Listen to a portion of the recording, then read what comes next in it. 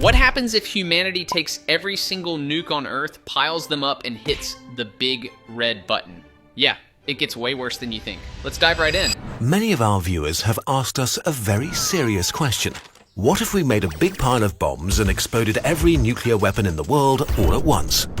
Strangely enough, we couldn't find a good source to answer this question to our satisfaction. So, we gathered together a few scientists to calculate what would happen and find an answer to this extremely important scientific problem once and for all. Currently, there are 15,000 nuclear weapons on Earth. The US and Russia both have around 7,000, while France, China, the UK, Pakistan, India, Israel and North Korea own around 1,000 between them. But how much destructive power is this really? Let's try to put these numbers into perspective.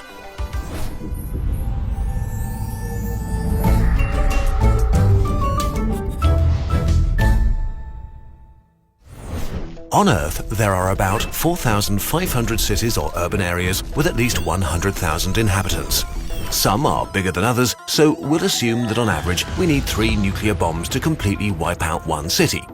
This means we could destroy every single city on planet Earth with our nuclear arsenal, killing more than 3 billion people, roughly half of humanity, in an instant. So the math here is already nightmare fuel. 3 nukes per city, like they're ordering combos at a drive-thru. That's half of humanity gone in the time it takes to microwave popcorn, and yet 15,000 bombs still sounds weirdly small. Like, it's barely enough to play SimCity on hard mode. The irony is, cities are fragile, but people imagine nukes as infinite. And we'd still have 1,500 nuclear weapons left.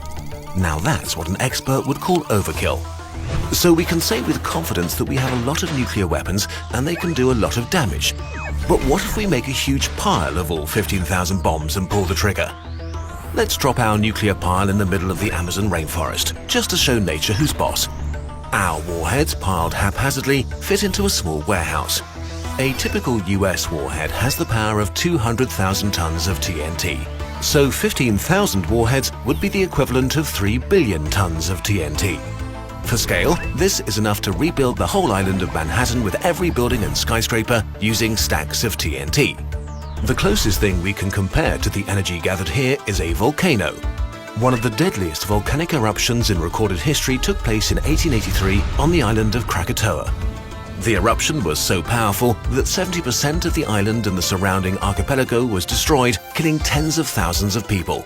Its effects were felt around the world for days after the event. Our nuclear pile contains 15 times the energy of the Krakatoa volcanic eruption. 15 Krakatoas stacked into one Amazonian bonfire? Yeah, nothing says science experiment like flexing on the rainforest. The wild part is how small this death pile actually is. A small warehouse. Imagine a Costco, but instead of bulk paper towels, it's stocked with Armageddon. And calling the leftover 1,500 nukes overkill is hilarious, as if we hadn't already gone full Thanos. At this point, humanity's basically playing Jenga with volcanoes. So let's finally push the button. 3, 2, 1. In a second, a fireball 50 kilometers across vaporizes everything in its way and creates a blast wave that flattens 3,000 square kilometers of forest. Every living thing within 250 kilometers will start to burn.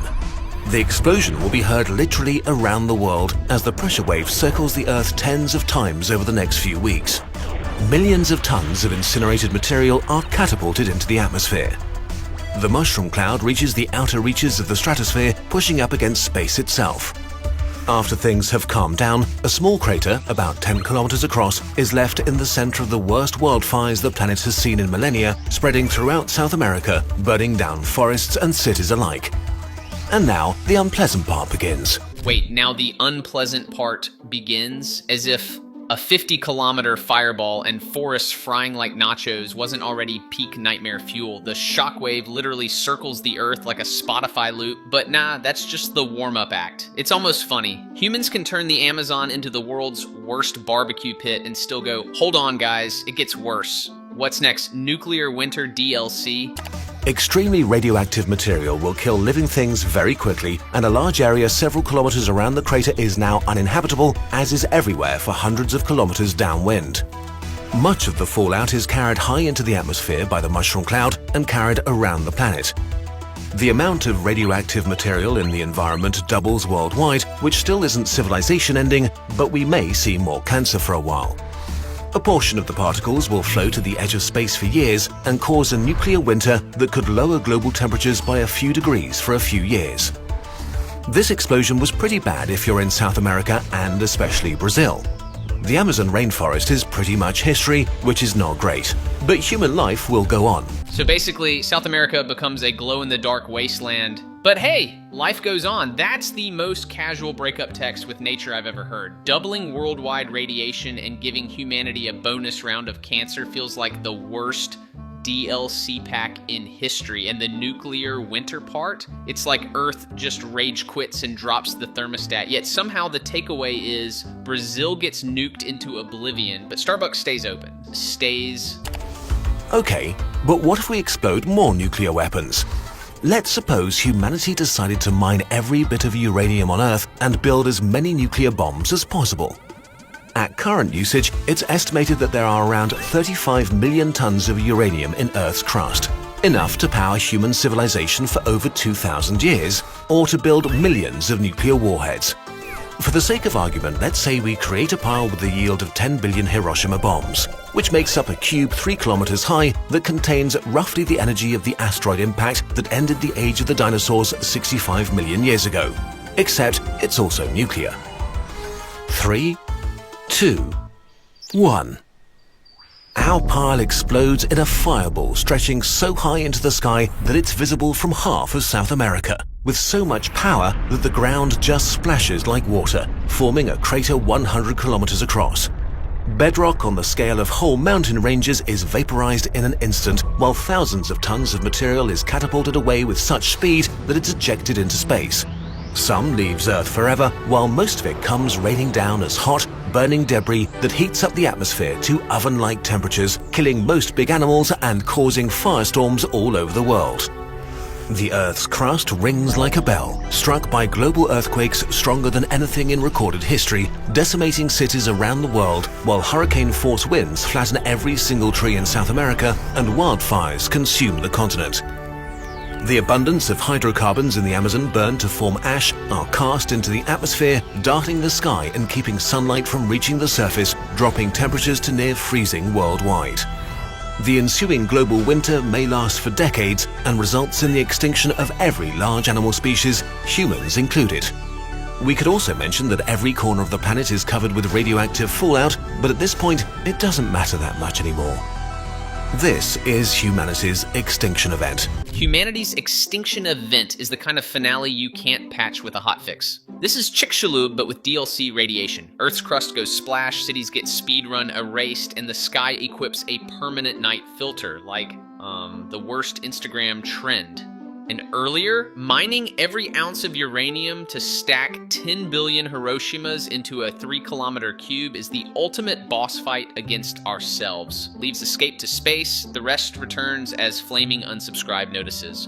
The astronauts aboard the International Space Station get to enjoy a great view for a while, but it's not unlikely that the spray of rocks blast into orbit will destroy the station. Those lucky enough to be in bunkers or in submarines deep below the ocean surface may survive the longest before they exhaust their food supplies and have to venture out for more.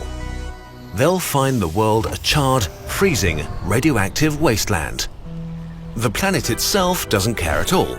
After just a few million years, the wounds of the explosions have healed and life is thriving, arguably even more so than when humans were around. If intelligent life emerges again, it might be able to work out what happened. When they study geology, they'll find a bizarre and very thin layer of rock covering the entire world, enriched in radioactive elements like uranium and the other nasty things it decays to, mixed with rare earth metals and plastics that humans used.